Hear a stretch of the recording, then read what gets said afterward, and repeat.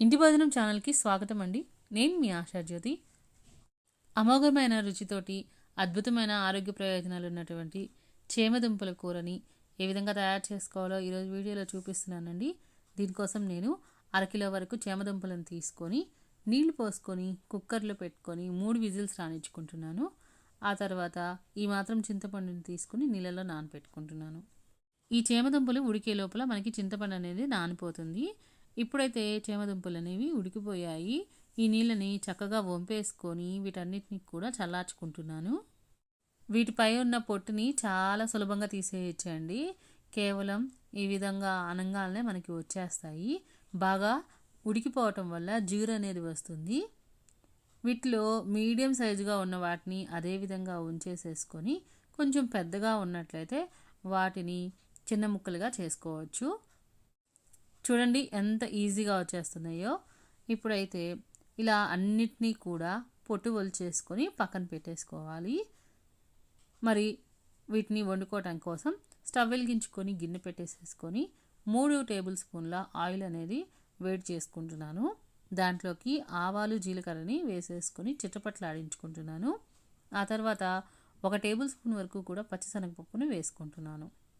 ఆవాలు జీలకర్ర అనేవి 1/2 టేబుల్ స్పూన్ వరకు వేసుకున్నా సరిపోతుందండి. చివరిగా ఒక ఎండుమిర్చిని విరిచి వేసుకొని ఇంగువని వేసుకుంటున్నాను. ఇవన్నీ దోరగా వేగిన తర్వాత ఒక మీడియం సైజు ఉల్లిపాయను కూడా వేసుకొని వేయించుకుంటున్నాను. ఇలాంటి పులుసుల్లోకి ఇంగువ అనేది చాలా రుచిగా ఉంటుందండి. కాబట్టి తప్పకుండా వాడటానికి ట్రై చేయండి. ఇప్పుడైతే ఈ ఉల్లిపాయలు బాగా డీప్ ఫ్రై అవ్వాల్సిన అవసరం లేదండి. కేవలం మగ్గిపోతే సరిపోతుంది. ఇలా ఇవి వేగుతున్నప్పుడు దీంట్లోకి ఒక 1/2 టేబుల్ స్పూన్ వరకు కూడా పసుపు వేసుకొని కలుపుకోవాలి.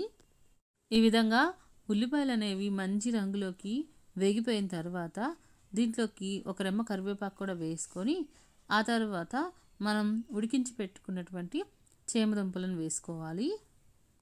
ఇప్పుడు స్టవ్ని మీడియం ఫ్లేమ్లో పెట్టేసేసుకొని ఈ చేమదుంపలను పోపుతో సహా కలుపుకోవాలి.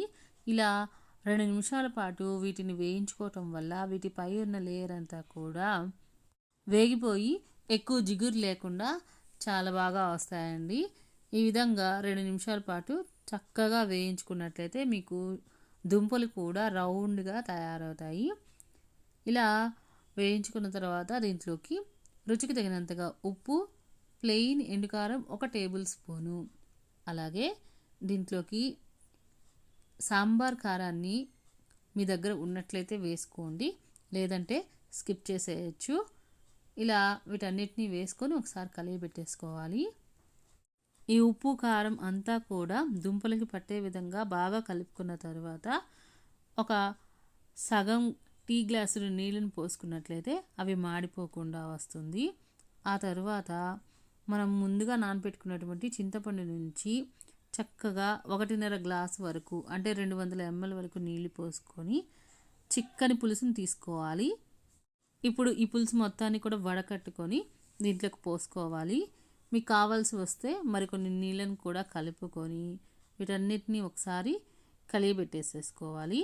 ఆ తర్వాత కొంచెం ఉడుకు పట్టిన తర్వాత 2-3 టమాటాలను చిన్న ముక్కలుగా కట్ చేసుకొని వేసుకోవాలి.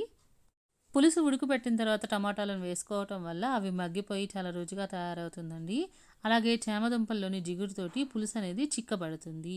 దీనికోసం కనీసము 5-6 నిమిషాల పాటు మీడియం ఫ్లేమ్లో పులుసుని ఉడికించుకోవాలి. ఇలా పులుసు అనేది చిక్కబడుతున్నప్పుడు మనం రుచిని ఒకసారి చెక్ చేసేసుకొని ఏమైనా తగ్గితే యాడ్ చేసుకోవాలి. ఆ తర్వాత సన్నగా తరిగినటువంటి కొత్తిమీరని కూడా కలిపేసుకున్నట్లయితే చాలా రుచిగా ఉండేటటువంటి చేమదుంపల పులుసు తయారైపోతుంది. ఈ చేమదుంపల పులుసు మామూలు అన్నంతోనే కాదండి, కట్టె పొంగల్తోటి సర్వ్ చేసుకుంటే చాలా బాగుంటుంది. మరి దీన్ని మీరు కూడా తప్పకుండా ట్రై చేయండి. ఎలా కుదిరిందో కమెంట్ సెక్షన్లో షేర్ చేసుకోండి. వీడియో నచ్చితే మాత్రం తప్పకుండా లైక్ చేసి మీ ఫ్రెండ్స్కి రిలేటివ్స్కి షేర్ చేయండి. ఇంటి భోజనం ఛానల్ని సబ్స్క్రైబ్ చేయండి.